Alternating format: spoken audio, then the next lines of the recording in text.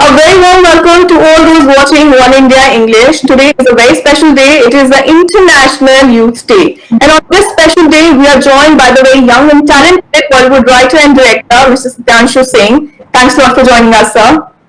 Thank you. Thank you so much.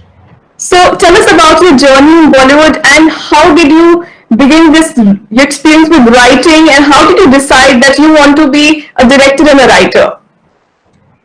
I think I was 14 years old when I decided that I need to do something with films. I come from a small town in Bihar, and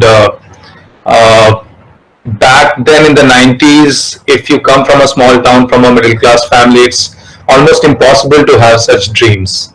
But then my brother and I, we decided that we'll do it, and we eventually spent the last 12-15 years of our lives trying to make this happen. And just a couple of months ago, our first feature film, Chintu Ka Birthday, has released. So in that sense, it's a nice closure for all the dreams that we had since childhood.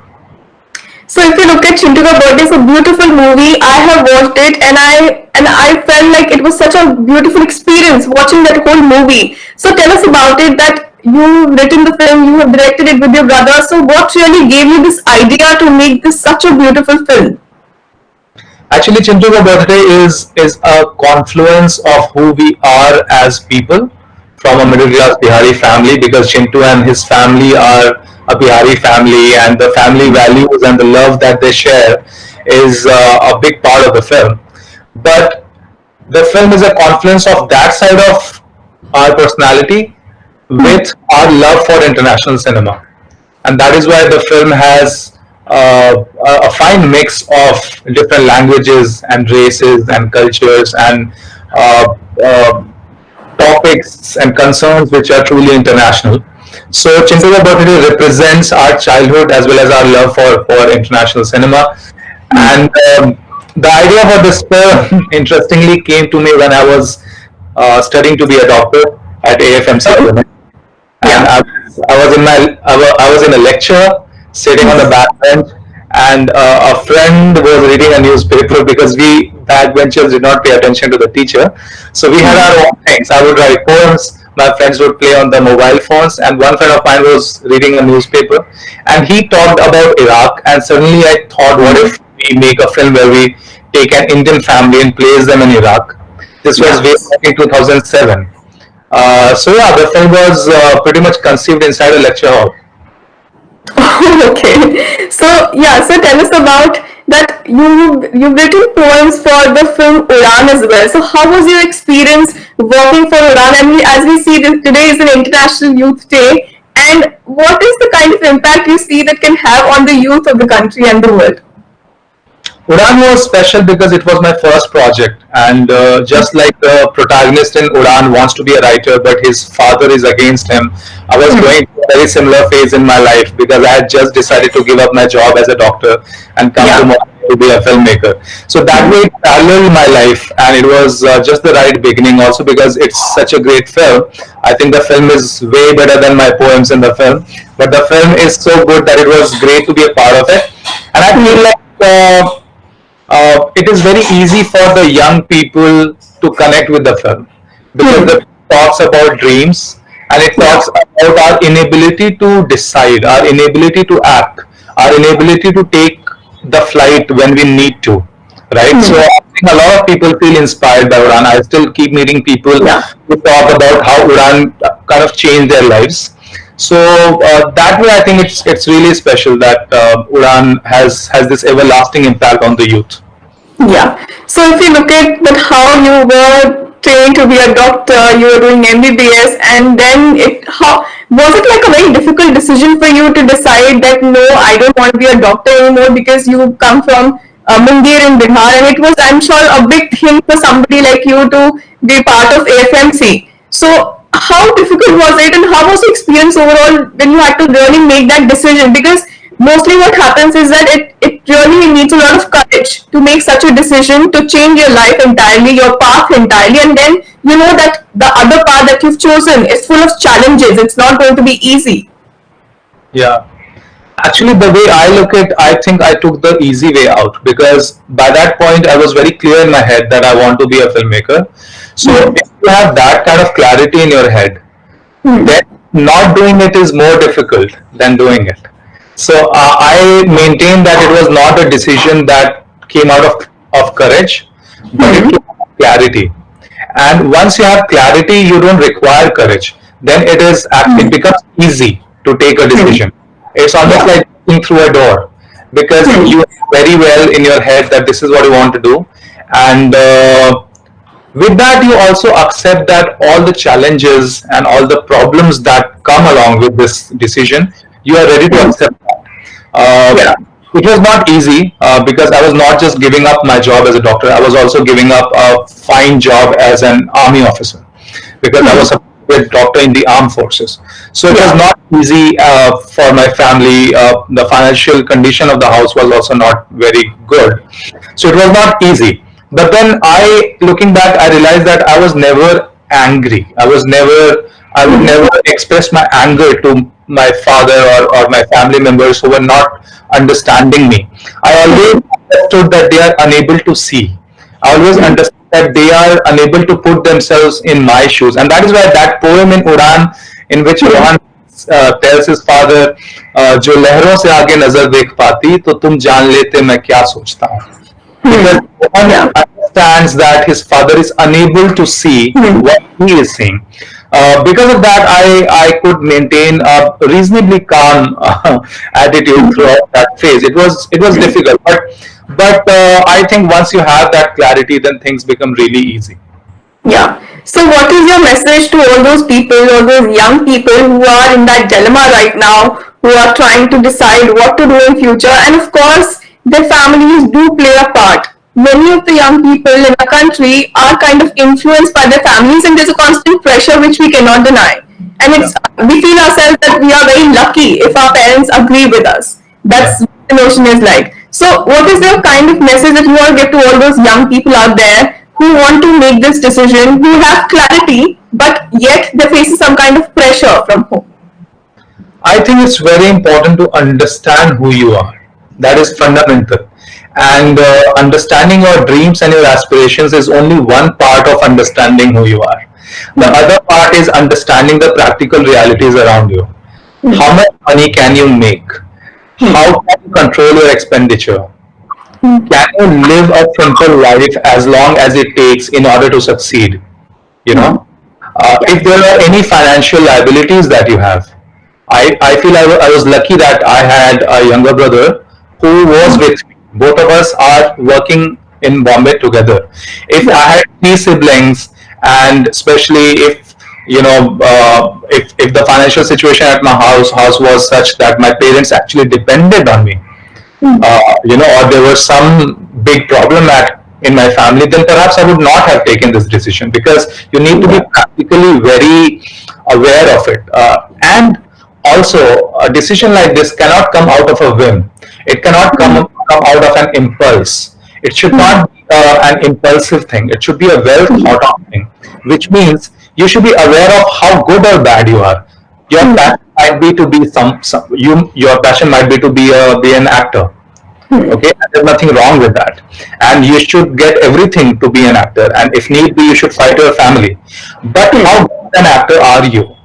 This is a question you have to answer. And if you're not good enough, what are you going to do to improve yourself? Are you really willing to learn the craft, to practice the craft? I think all things have to be a part of the decision making process, and not just because a lot of people feel that they know what they want to do.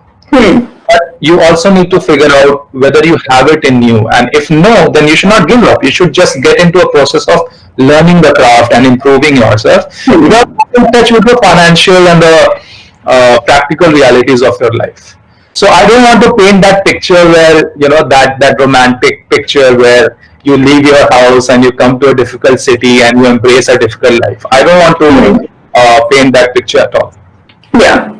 So if you look at this point of time, the debate around the outsider coming to Bollywood, struggling, has been reignited over the Sushant Singh Rajput case. So at this point of time, what is your perspective on the entire thing, that most of the people who do not have any connections in Bollywood, they kind of feel that what will happen if they come to Mumbai and chase their dreams. Many people are haunted by the fact that they will not get as many opportunities. They feel that they will always be an outsider. So there are a lot of issues that at this point of times, and even before, people have been facing, and people have been struggling in Bollywood, in the Indian film industry. It has always been a challenge. So what is your perspective on this entire debate around the outsiders coming in, trying to make a mark, and yet there's favoritism around in Bollywood? So a lot, the entire debate has been reignited at this point of time.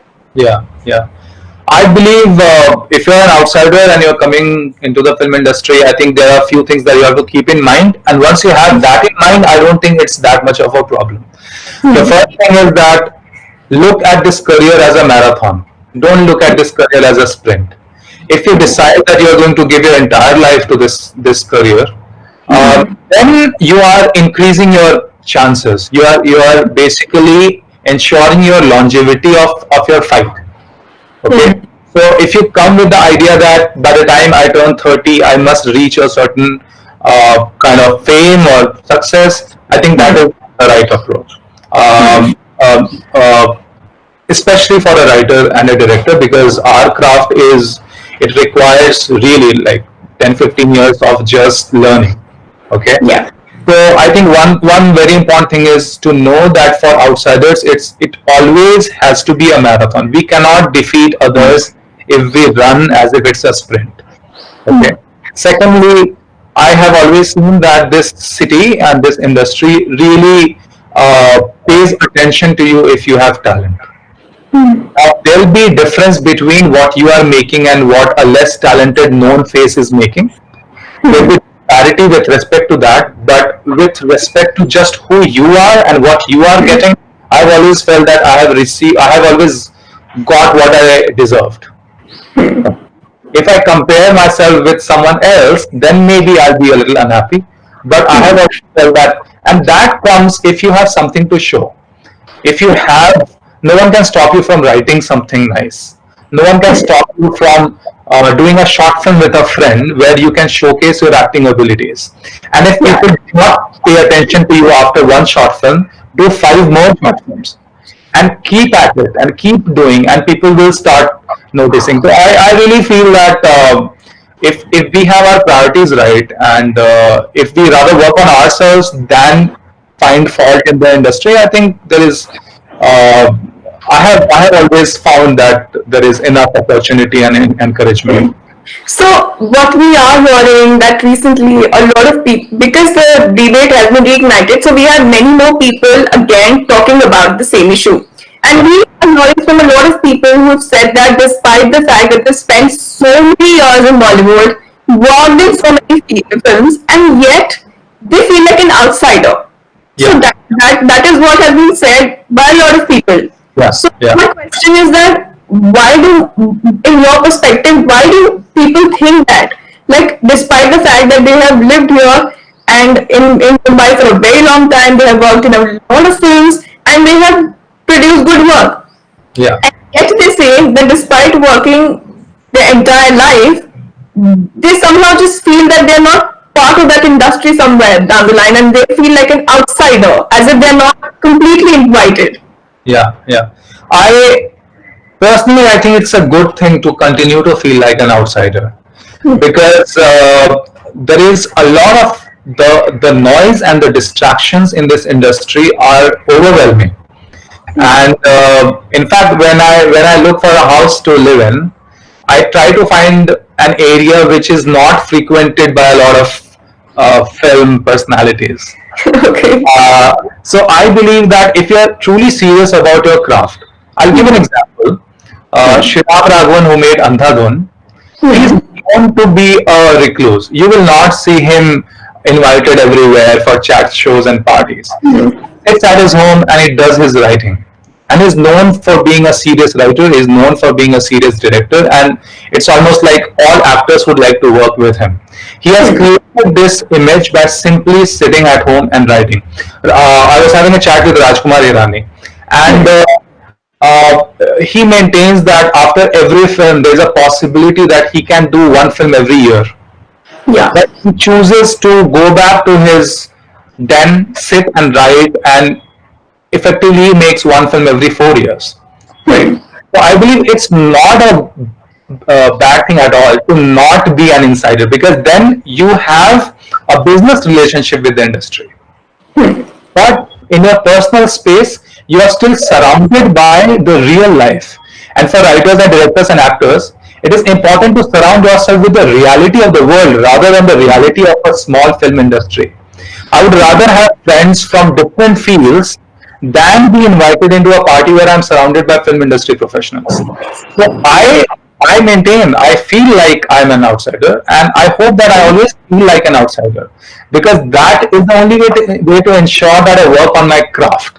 Now, this may not be the priority for others, and that is why they may feel emotionally upset when they go through that. But I personally take it as a boon that I'm not a part of the industry. So at this point of time, as we know, we're all reeling under the coronavirus, and we've seen that how work has been stopped in the Bollywood. Of course, shootings are resuming, yet we see that with a lot of precautions and also very less number of people. And the struggling people who were there in Mumbai, many of them have gone back because they did not have work, there was no source of income, and the struggle had become even worse. So at this point of time, how do you see the industry kind of regain itself, the people who've already left? So what is your message to all those young people who have left Mumbai, who came with a lot of dreams, but this unprecedented coronavirus happened, and this was something beyond us? Like these are not normal times, and people who came with a lot of challenges, with a lot of dreams that they wish that will come true, and now they have gone back. So what is your message to all those young people? Because once even you came to Mumbai with a lot of dreams. Yeah. But now we see that we are under this pandemic, and it has badly affected a lot of people, and especially the Mumbai industry. So what is your message to all those people? So, Anubhuti, the fact is that our industry will be the last to get back. I think tourism industry and entertainment industry will suffer the longest setback, because these are not essential commodities. I think that's why we have to be prepared that our industry will take a very long time to bounce back, and we shouldn't blame the industry for that. It's just the nature of our work. And I often feel that a lot of people who came to Bombay a few years ago, who took that decision to come to this city, they are back home for quite a long time now. It will almost require them a second spell of courage to come back to Bombay and to restart their lives. I believe, again, I feel it's a great opportunity for everyone who has returned home to actually introspect and see what they want to do. The dream still alive? Do they still feel they have the talent and the will to work hard? They are now more aware of the realities of the city than when they came first time around, right? They know how the city is, they know how expensive it is, they know a few people here, so they are in a position to evaluate their situation much better. And after this evaluation, if they feel even more inspired to come to Bombay, they must definitely come. And if any doubt, I would suggest that this is a great opportunity to just take your time and decide, because it is a cruel city, and for a struggling young actor or writer director, it's a very difficult city. So I think it's a nice time to weigh all your options and figure out if you really want to do it. And if you really want to do it, of course, no one will be able to stop you. Yeah, so during this pandemic, you have also played your part. You have also raised money for the entire coronavirus pandemic. You gave classes. So tell us a little about that.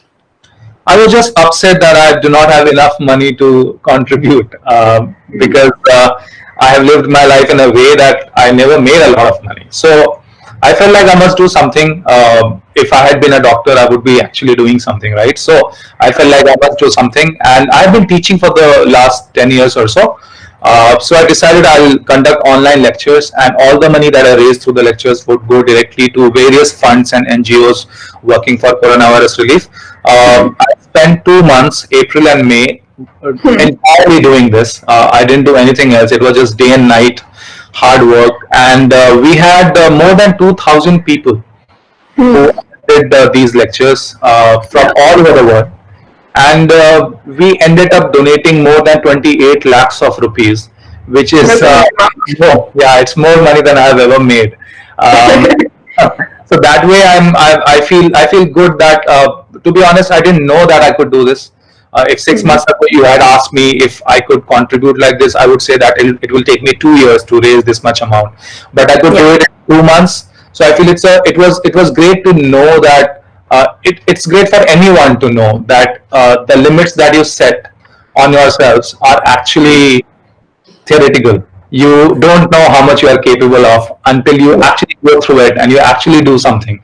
So that way, I'm really happy. A lot of these young writers, students of mine, they wrote to me saying that when they look back at the pandemic, they will think of all these lectures which stimulated their creativity, and they always had something to look forward to. I think that is very important, to have something to look forward to and to keep working hard, because remember, it's a marathon and you'll have to think of 10, 15 years down the line and not 6 months. So it has been a really special experience that way. I feel that the crisis is very big, and the contribution that we made is actually not enough. But if all of us could do our bit, I think we'll just go through this a little better. We'll just feel a little better as we go through this. Well, just one thing that I can think of, that now that we are under this coronavirus pandemic, this is the new normal, and yes, it will take a very long time for the industry to bounce back. So we see that all the movies, all the films are now being released on the OTT platforms. Yeah. Not really being screened at theaters or the multiplexes. Everything is shut. So, and many people have also objected to it. There are people who have appreciated it, that this is the new way out and the show must go on. Nothing will stop the Indian film industry. Films keep on releasing. So what is your perspective on on the whole debate, that some people objected, some people say the show must go on? So where do you stand on this? I feel frankly, from health professionals to politicians, we are taking it one day at a time, right? We are dealing with a pandemic, trying to understand what it is. Yeah. I think the same applies to the film industry. We, instead of thinking prohibiting someone, or coming up with solutions knowing that this is the right solution, I think the right approach is to take it, say, a few weeks at a time. So as of now, I feel if the films have been shot before the pandemic started, editing a film can be done in the pandemic, during the pandemic. You can edit the film and you can release the film.